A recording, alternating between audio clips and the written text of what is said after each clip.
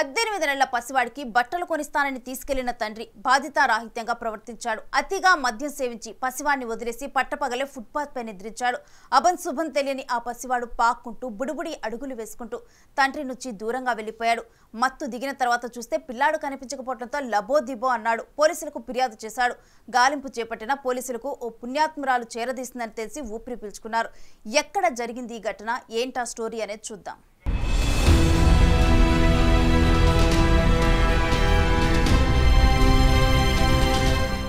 నేపాల్కు చెందిన కైలాస్ మనీషా దంపతులు 2 ఏళ్ల కిందట తిరుపతి నగరానికి వలస వచ్చారు. స్థానిక శ్రీనివాసపురంలోని గోకుల్ అపార్ట్మెంట్లో కైలాస్ సెక్యూరిటీ గార్డుగా పనిచేస్తూ అక్కడే నివాసం ఉంటున్నాడు. అయితే 18 నెలల పెద్ద కొడుక్కి బట్టలు కొనిస్తానని అతన్ని తీసుకుని నగరంలోకి వచ్చాడు Kailash. Gandhi road, Tilak road, TVS road, Bairagi పట్టణ ప్రాంతాల్లో ఉదయం నుంచి తిరిగాడు. ఈ క్రమంలో అతిగా మద్యాన్ని సేవించాడు. మద్యం మత్తులో బాబును వదిలేసి ఫుట్పాత్ పైన నిద్రించాడు. సాయంత్రం మత్తు దిగిన తర్వాత బాబు విషయం గుర్తుకొచ్చి లబోదిబో అన్నాడు. స్థానికులందరినీ అడిగాడు, కానీ బాబు ఎక్కడా కనిపించలేదు. దీంతో పోలీసులకు ఫిర్యాదు చేశాడు. విషయం తెలుసుకున్న ఎస్పీ సుబ్బారాయుడు ఈ కేసును సీరియస్ గా తీసుకున్నారు.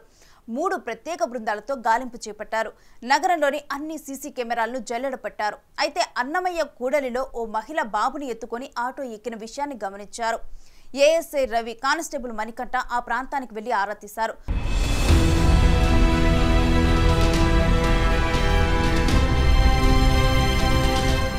అప్పుడు అసలు విషయం తెలిసింది. పూలమ్ముకునే లత అనే మహిళ దగ్గరకు బాబు వచ్చాడని, ఆ బాబుని ఎత్తుకొని ఆమె అందరినీ ఆరా తీసింది అని, ఎవరూ మాకు తెలియదు అనటంతో తన నెంబర్ అందరికీ ఇచ్చి ఎవరైనా వస్తే ఇవ్వండి అని చెప్పి బాబుని ఇంటికి తీసుకెళ్లిందని చెప్పారు స్థానికులు.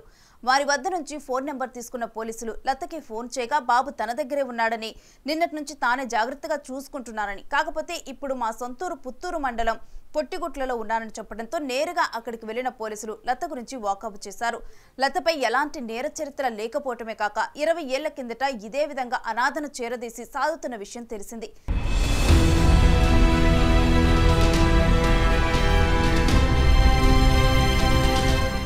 దీంతో లతకు కృతజ్ఞతలు చెప్పిన పోలీసులు చిన్నారుని తీసుకెళ్లారు.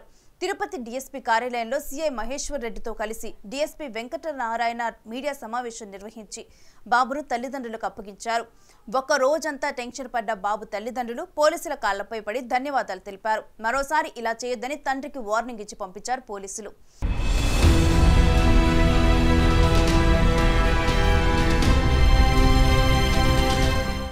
ఏది ఏమైనా ఓ తండ్రి తప్పు చేస్తే, ఓ మహిళ మానవత్వం చూపితే, పోలీసులు తమ ఉద్యోగ ధర్మం పాటిస్తే తల్లి బిడ్డ ఏకమయ్యారు. For more videos like this, subscribe Big TV channel.